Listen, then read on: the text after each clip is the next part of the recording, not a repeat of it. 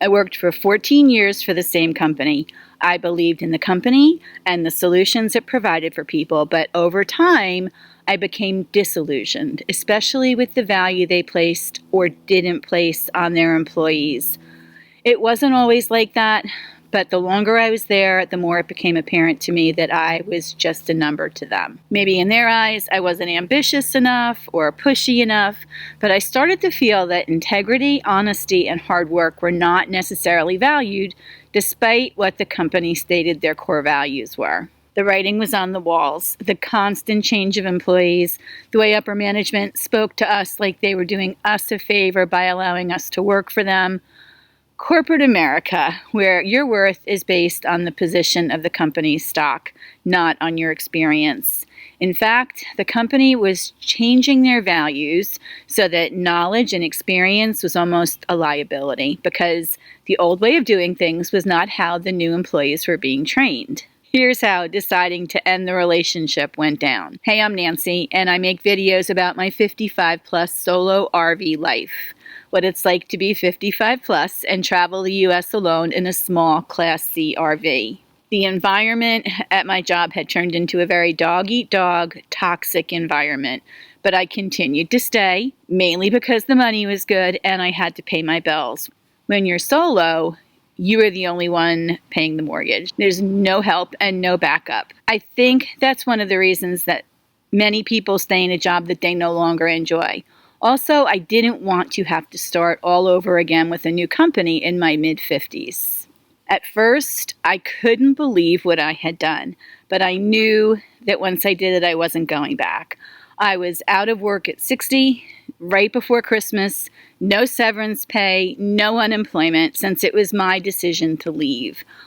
I can't say it was a rash decision. It was just the straw that broke the camel's back, and I was the camel that day. In actuality, in my head, I had been creating one-year contracts with the company for 2 or 3 years. Let me explain. On January 1st of every year, I would decide to stay another year. So in 2022, I almost made it. I was 2 weeks short of completing my contract. Looking back, creating that yearly contract was a sign of how unhappy I was working for that company. At the time, it seemed kind of funny, but the reality was very sad.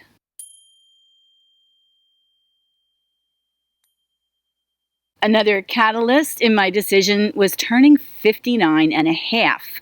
I knew I had penalty-free access to my retirement money, and that knowledge made me bolder in my choices, the choice to buy my RV debt-free, and ultimately to quit my job, although I didn't realize it at the time. Turning 59 and a half and having access to that money allowed me to see a light at the end of the tunnel. Would it have been financially better to stay until I was 65? Probably. But more than the financial cost was the cost of my physical, emotional, and mental health, and the decision to leave was the right one for me. But I wasn't ready to retire yet, so after the holidays, I started to look for a new job. I evaluated all the skills I'd learned over the years, and I did some additional training and brushed up on some of those skills through LinkedIn. I even had some offers for doing the same thing that I'd been doing for different companies, but I really wanted a change. In January 2023, I threw myself into job hunting and resume writing. It was the time of silent quitting and silent firing. And I began to suspect that my resume was being added to a save for later pile. And this was confirmed for me in May and June and July when I suddenly started to receive requests for interviews 6 months after I had submitted my resume.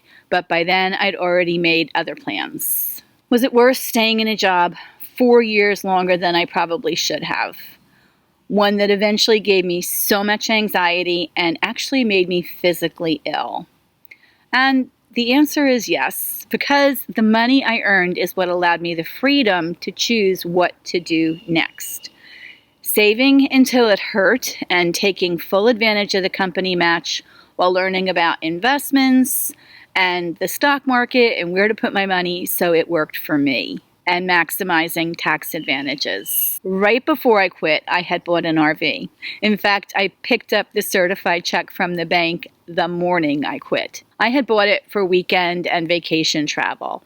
But the more resumes I submitted with no responses, the more I started to think about the RV sitting in my backyard.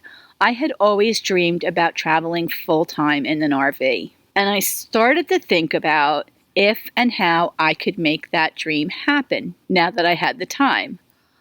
I took a few smaller online jobs to help bring in some money. I had a mortgage and a house to maintain, and I was living on my savings. I did a lot of soul searching and finance evaluation, trying to figure out how to get my expenses down. The largest expenditure was my house, with credit card debt being the second largest expenditure. And how could I change those? How badly did I want to live my dream life? Traveling full-time in an RV and seeing the US and Canada. Now that I actually had the freedom to make that decision, could I? It turned out that leaving my job and not being able to find another one quickly was one of the best gifts I had ever received. The gift of being able to start over and create a life that really excited me, even though it terrified me at the same time, as it was a completely different lifestyle, an alternate lifestyle that not many people understood, including me.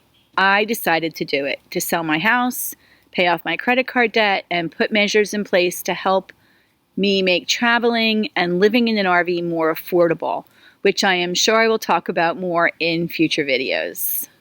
Do I have all the answers yet? No. Even almost 2 years after making that decision to quit my job and 15 months after becoming a digital nomad and hitting the road full time, I evaluate my finances regularly, and I will need to base future travel decisions on my financial situation. I take my life year to year. Do I still have stress and anxiety?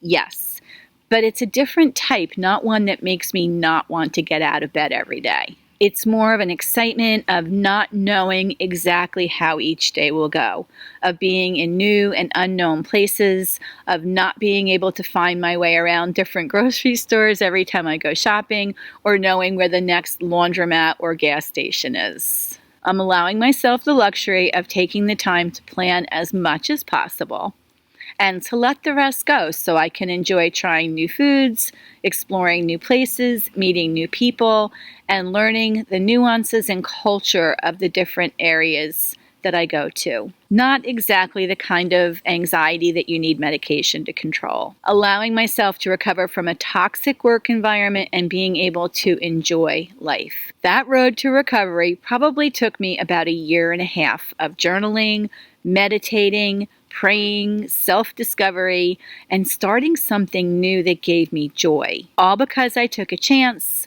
or many chances, and I voted on myself, my health, and my happiness. When you're solo, all the decisions fall on you. You have to be intentional in your choices. There's no one else to blame if it doesn't work out and no one to fall back on. Am I making the right decisions? Can I reinvent myself at 60 and make enough to support myself and this new, more minimalistic, less expensive lifestyle? I think I can, but the only way to know for sure is to allow myself the opportunity to try. Allow yourself the opportunity to be happy too. No regrets.